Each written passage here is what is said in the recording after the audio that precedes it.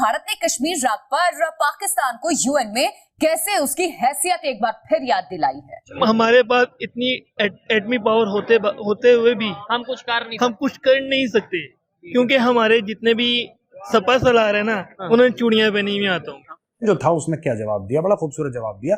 उसने बोला यार तुम्हारी इतनी औकात ही नहीं है कि तुम्हारी बात का जवाब दे, हम तुम्हारी बात का जवाब देना उचित नहीं समझते, यानी कि तुम हल्के लोग हो, छिछोरे लोग हो, सी कैटेगरी के बी ग्रेड लोग हो, तुम्हारे बारे में हम बात करें, तुम्हारी बात उठाएं, तुम्हारी बात का तवज्जो दें, इसका जवाब दें, हम तुम्हें इस लायक नहीं समझते। तो इंडिया ने जलील कर दिया। अच्छा, इंडिया का जैसे जैसे diplomatic, political and economic financial cloud बढ़ता जा रहा है, इंडिया जो है वो समझता है कि हमें तो जरूरत ही कोई नहीं है पाकिस्तान की, एक कि इंडिया पाकिस्तान को इग्नोर कर रहा है। जय हिंद दोस्तों, जैसा कि आपको पता होना चाहिए कि कल यूनाइटेड नेशन में इजराइल हमास वार पर और गल्फ देशों में अनस्टेबिलिटी को लेकर चर्चा होनी थी, मगर पाकिस्तान का मदरसा टॉपर विदेश मंत्री ने मुद्दा ही बदल दिया। उसने इजराइल हमास के जगह पीओके पर अपना रोना धोना शुरू कर दिया और भारत को पानी पी पी कर कोसने लगा।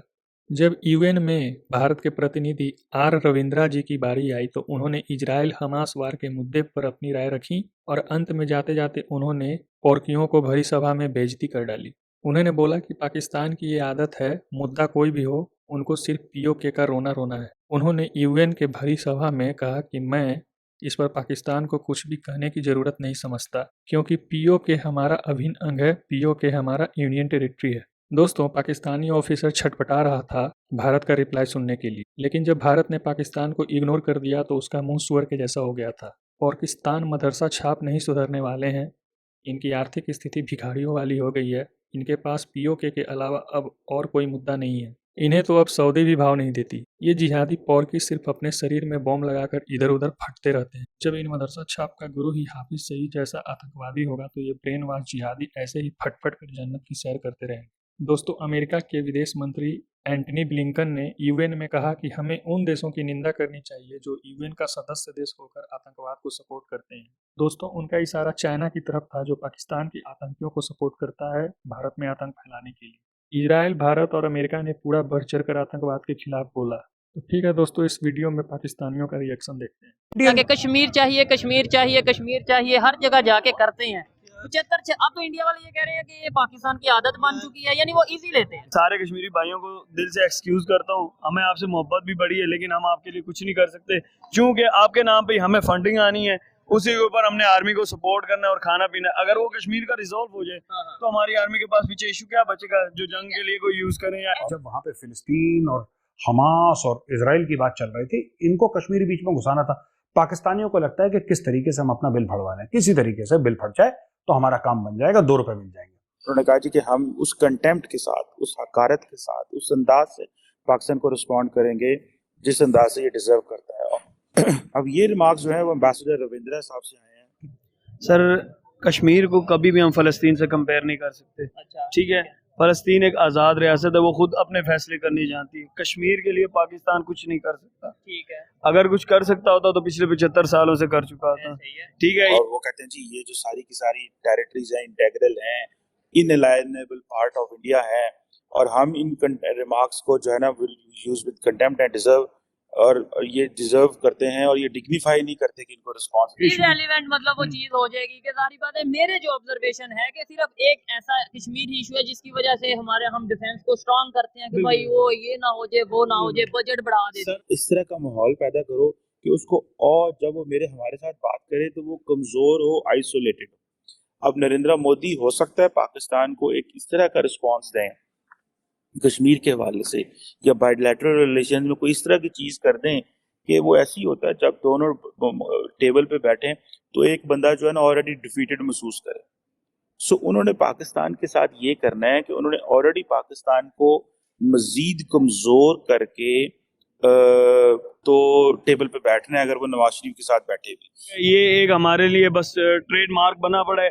हमने अपना कश्मीर के नाम पे फंड्स लेने, कश्मीर के नाम पे नारे लगवाने, हम इससे ज्यादा कश्मीर के लिए कुछ ही नहीं कर सकते।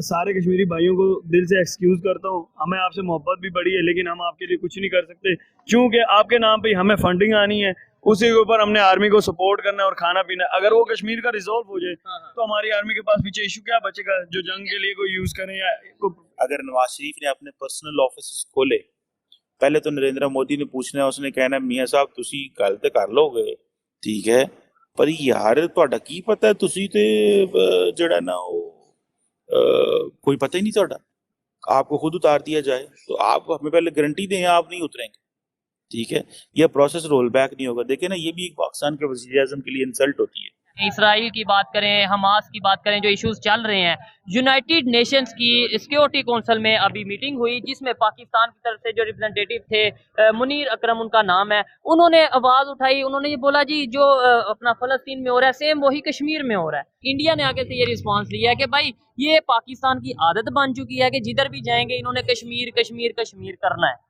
उन्हें चंगी यार तू वज़ीर आज़म तेरा पता ही कोई नहीं, तू कितों लत जाए, मैं तो 10 साल का बैठा है इत्थे। सो दैट्स वेयर इंडिया जो है वो पॉलिटिकली वो स्ट्रांग रहता है। सो हमें पाकिस्तानियों के लिए ये समझना है कि हमारे लिए, हमारी हुकूमत के लिए क्या इंटरनेशनली कोई रह गए हैं जो क्या से बोलते हैं रास्ते रह गए हैं, हमारे पास कोई रास्ता नहीं रह गया। यूनाइटेड नेशन सिक्योरिटी काउंसिल की मीटिंग चल रही थी जिसमें पॉइंट था, मेन जो डिस्कशन थी वो हमास और इसराइल के जंग के हवाले से थी, लेकिन पाकिस्तान के रिप्रेजेंटेटिव मुनीर अकरम ने वहां पे हमास को, कश्मीर को, ये सब फलस्तीन को एक ही तरह से डिस्कस करना स्टार्ट किया, जिसपे इंडिया की तरफ से स्ट्रांगली जो है रिएक्ट किया गया और ये कहा गया कि भाई पाकिस्तान की आदत बन चुकी है कि हर जगह पे कश्मीर कश्मीर कश्मीर करना इनके लिए लाजमी है। अमेरिका हमारी सपोर्ट करने को तैयार नहीं है क्योंकि अमेरिका कहता है ये इंडिया और पाकिस्तान का बायलैटरल मसला है, इट मीन्स ये इंडिया की जीत है। बरतानिया भी यही लफ्ज कहता है जी कि ये बायलैटरल मसला है, हम इसमें नहीं पड़ेंगे। जर्मनी की फॉरेन मिनिस्टर ने एक दफ़ा बयान दे दिया, उन्होंने कहा यार ये तो हम इसको डिस्प्यूटेड टेरिटरी है और हम चाहते हैं कि ये हो। उसके बाद इंडियन फॉरेन ऑफिस उसको जनाब उन्होंने लेन देन की, उसके बाद उन्होंने फिर बैक ट्रैक किया। अब समझ रहे हो, समझ रहे हो आप, समझ रहे हो? ये मैं आपको रिसेंट डेवलपमेंट्स बता रहा हूँ just to make you understand कि इंडियन क्लाउड क्या है। मिडिल ईस्ट सारा पीछे हट गया आपसे, ठीक है। आपकी जो OIC organisation of Islamic cooperation आपके कहने पे एक इजलास बुलाने को तैयार नहीं है सर जी, एक इजलास बुलाने को तैयार नहीं है organisation of Islamic cooperation on Kashmir.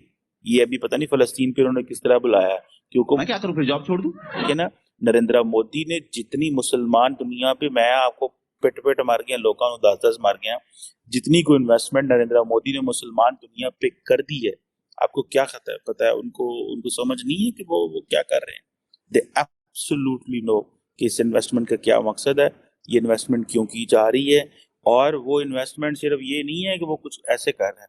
अगर मोहम्मद बिन सलमान को बॉलीवुड की जरूरत है तो सलमान खान और शाहरुख खान जाते हैं। भाई मजा आया, और मैं ये जो मजा है हिंदुस्तान के हर व्यक्ति को देना। देखिए ना, इंडियन क्रिकेट टीम जो है, पाकिस्तान क्रिकेट टीम तो सऊदीया जाके प्रमोट ही नहीं कर सकती। उसकी वजह ये है कि इंडियन क्रिकेट टीम जाके देखिएगा सऊदी अरब में, और उन्होंने एक आधे मुसलमान प्लेयर आके करने और उन्होंने हर चीज कर लेनी है। ना भी मुसलमान प्लेयर हो, मोहम्मद बिन सलमान बड़ा बदल गया, ठीक है।